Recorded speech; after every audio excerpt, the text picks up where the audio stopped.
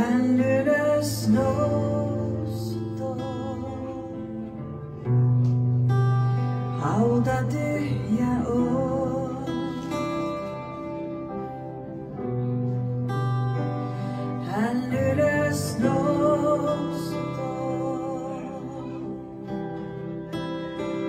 Hän ylös nousutoo. Hän ylös nousutoo. Hauta tyhjä on.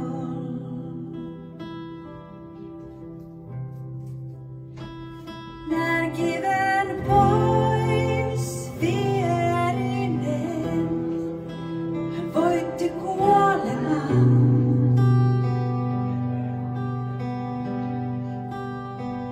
Ja laivan kädessään hän nousi syvyydestä maan. Pimeydestä toi valo.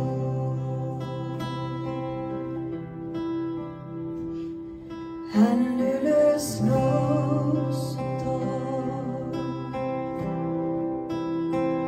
Hän ylös nousutoo. Hän ylös nousutoo. Hauta tyhjä on.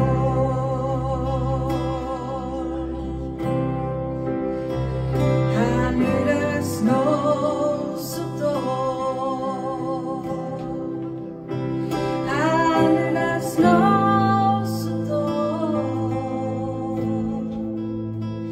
Hän ylös nousutoo. Hauta tyhjä on.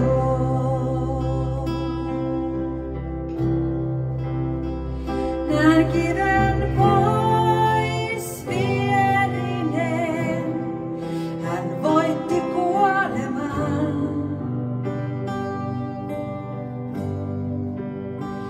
Ja avain on kädessään. Hän nousi syvyydestä maan.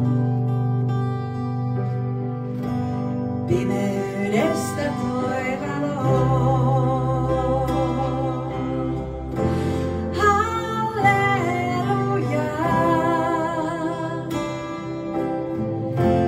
Halleluja.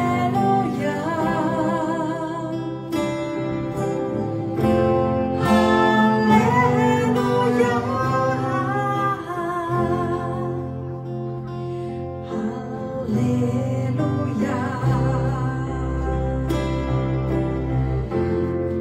Halleluja. Halleluja.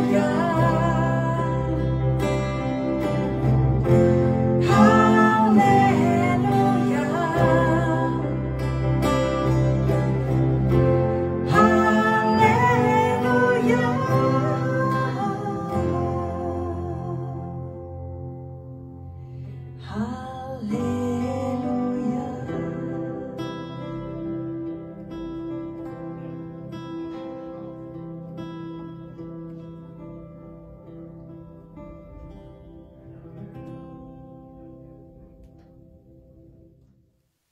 Näin ollaan saatu tulla ylösnousemuksen päivään. Päivään, jossa meidän kulttuurin mukainen pääsiäisen vietto päättyy. Mutta päivään, jossa itse asiassa uusi elämä alkaa. Mulla on avattuna mun raamattu Luukkaan evankeliumin luvusta 24 ja siitä ihan ensimmäisestä jakeesta eteenpäin tuohon 8. jakeeseen. Tässä näissä jakeissa kerrotaan, kuinka naiset, jotka olivat seuranneet Jeesusta ja tuossa opetuslasten joukossa, menivät haudalle. Ja heillä oli mukanaan heidän valmistamiaan hyvän tuoksuisia yrttivoiteita. Heidän aikomuksena oli voidella Jeesuksen ruumista näillä yrttivoiteilla ja samalla muistella ja hellästi ajatella Jeesuksesta, Kristuksesta. He olivat varmasti surunmurtamia edelleenkin ja hyvin hämmentyneitä noista tapahtumista. mutta silti he halusivat piettää Jeesuksesta vielä huolta. Tuon ajan kulttuurissa oli tapana voidella ruumiita yrttivoiteilla.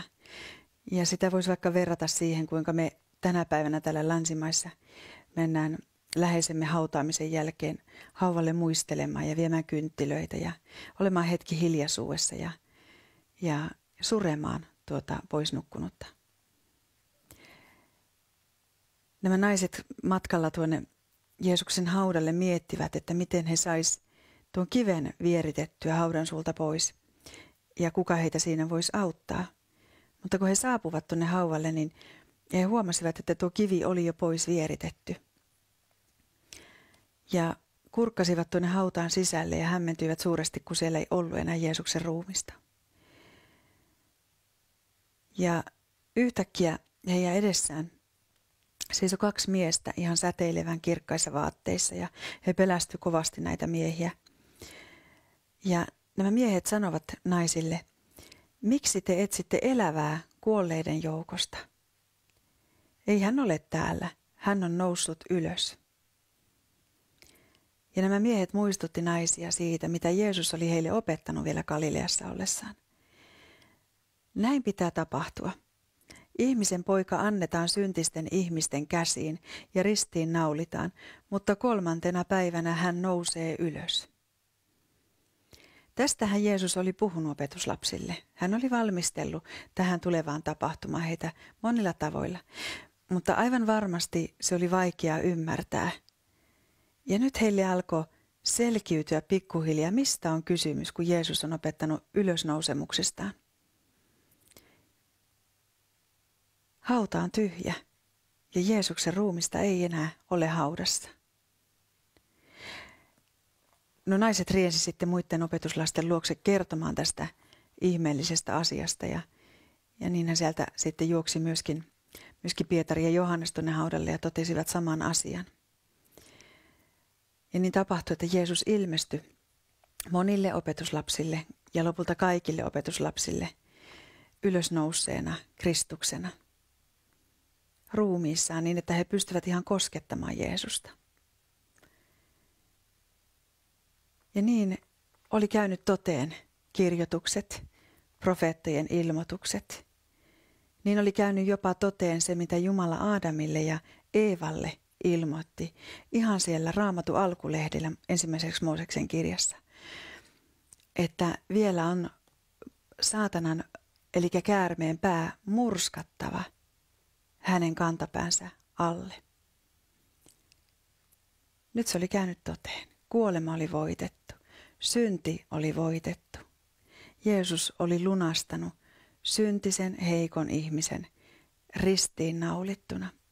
Oman kuolemansa kautta hän lunasti ihmisen.